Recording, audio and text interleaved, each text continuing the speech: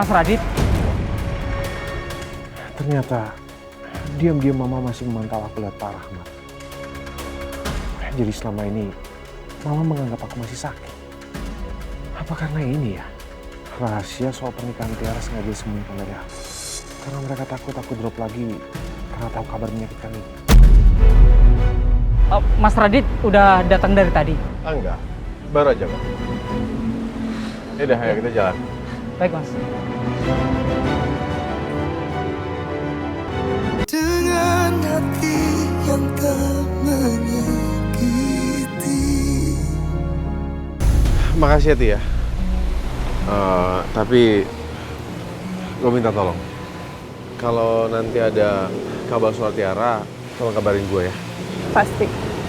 Ya udah kalau gitu gue duluan ya. Iya, hati-hati ya. Baik.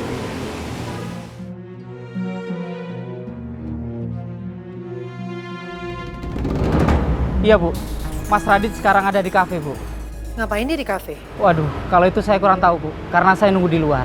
Ya udah, jagain Radit ya Pak. Jangan sampai dia kenapa-napa. Apalagi sampai melakukan hal yang aneh-aneh. Baik Bu, sejauh ini Mas Radit baik-baik aja. Dan alhamdulillah Mas Radit juga sehat kok Bu. Awasin terus ya Pak. Baik Bu.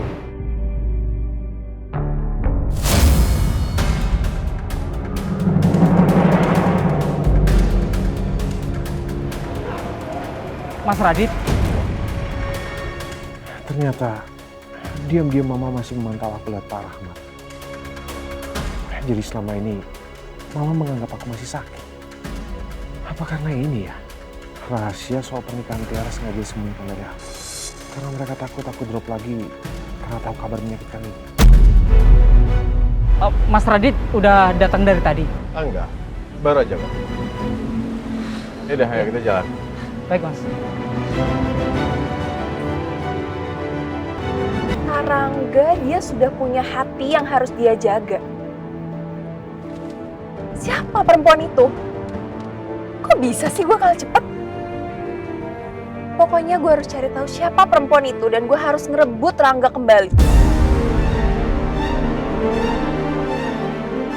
Loh, enggak? Mentari mana? Mungkin udah pulang. Kok mungkin? Ya, soalnya tadi Rangga tinggal dia di kafetaria. Soalnya Rangga masih ada kerjaan lagi, Pak. Habis ini Rangga mau meeting. Oh, enggak. Mungkin enggak. Mentari menerima proyek baru di perusahaan kita ini karena dia tahu kalau kamu itu pimpinan proyeknya.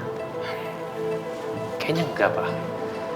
Mentari bilang sendiri kok ke Rangga kalau dia emang tertarik dengan proyek ini kok. Tapi Pak, ada sesuatu yang mau Rangga sampaikan sama Papa.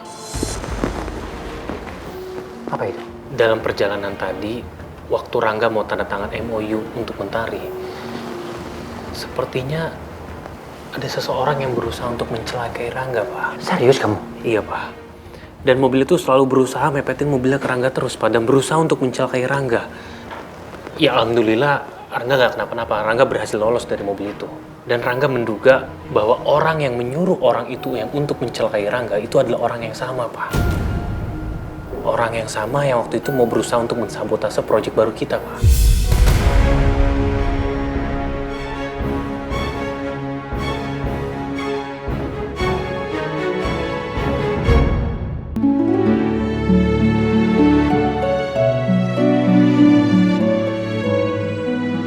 Untung supermarket dekat apartemen lebih lengkap barang-barangnya.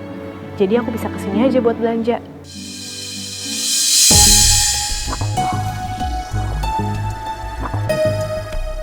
Pak Rahmat, Ya Mas.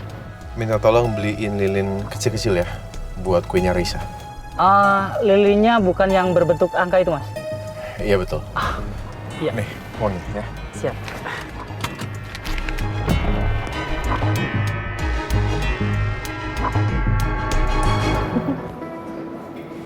Seneng ya? Jalan-jalan.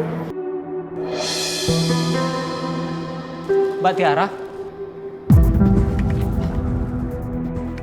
Pak Rahmat, belanja di sini juga? Iya Mbak. Sama siapa? Saya sama Mas Radit Mbak.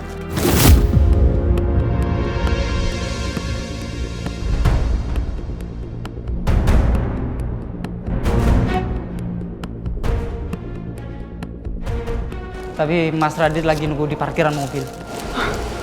Iya, oke.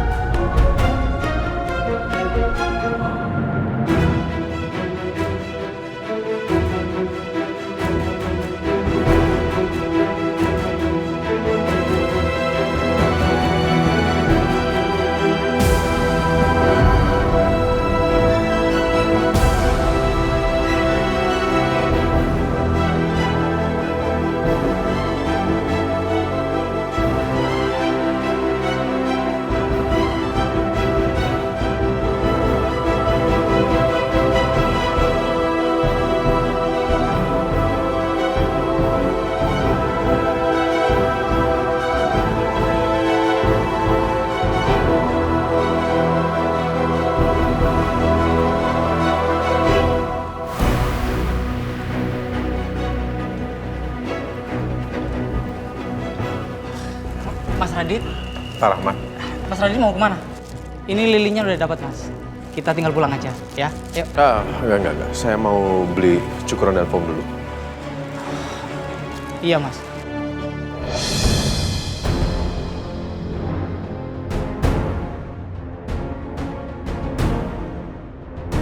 Loh, ini troli siapa?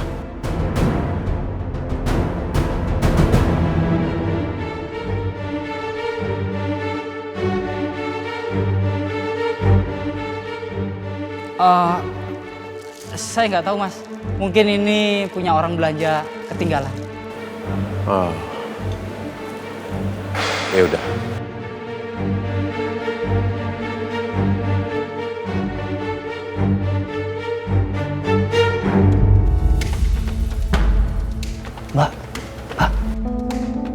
Mbak Tiara, cepet keluar. Ayo Mbak, cepet. Mumpung Mas Radit lagi cari cukuran. Ayo.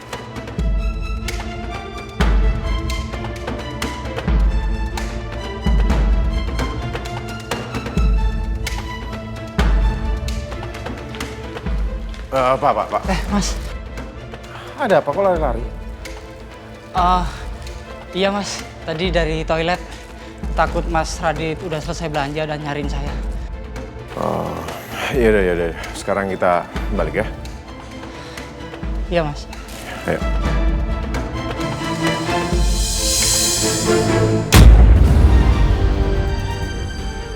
Tiara?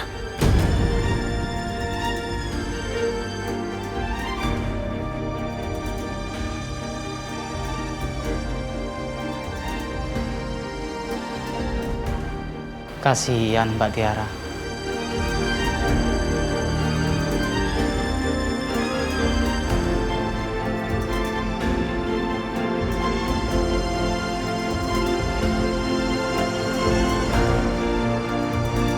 Tiara!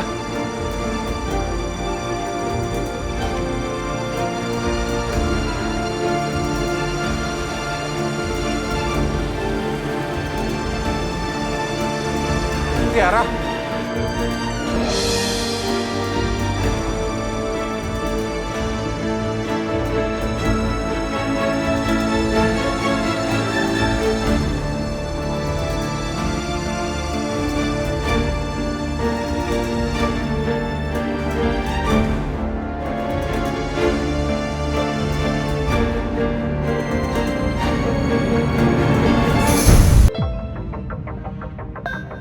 Apa Pak Rahmat juga ikut bersekongkol ya?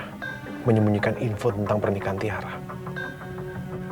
Dan jangan-jangan mobil mogok kemarin itu disengaja sama Pak Rahmat. Aku harus berubah rencana. Supaya bisa tahu apa yang dirahasiakan mereka semua tanpa membuat curiga.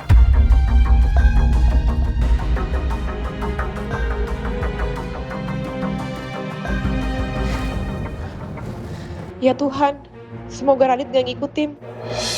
Mbak, kenapa Mbak? Kayak ketakutan Mbak. Ada yang ngikutin ya Mbak?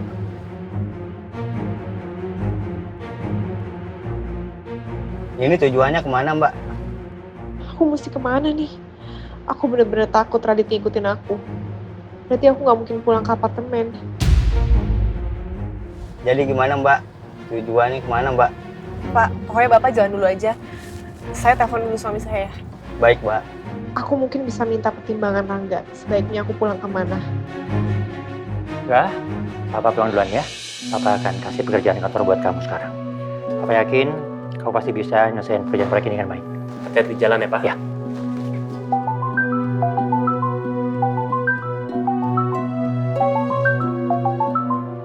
Halo, my love.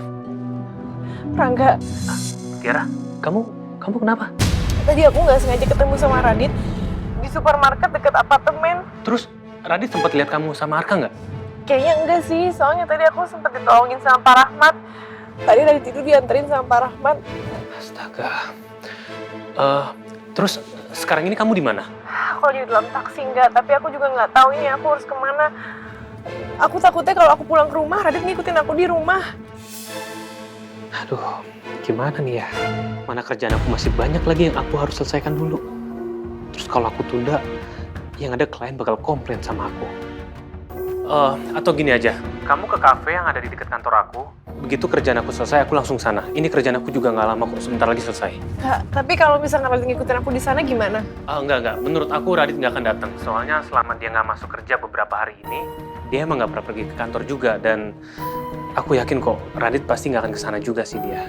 Terus nanti pas kamu udah sampai di kafe, kamu cari aja meja yang agak sembunyi tempatnya. Jadi menurut aku itu akan aman buat kamu.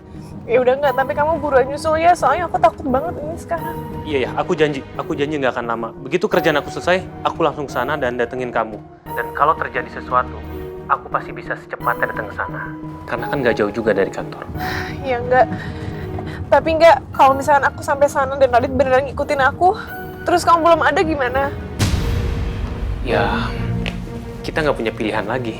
Ya jalan satu-satunya, aku akan ceritain semuanya ke Radit tentang hubungan kita. Dan aku yakin kok, Radit pasti bisa menerima ini semua. Dan mungkin dengan cara seperti ini juga kita harus bisa kasih tahu ke Radit.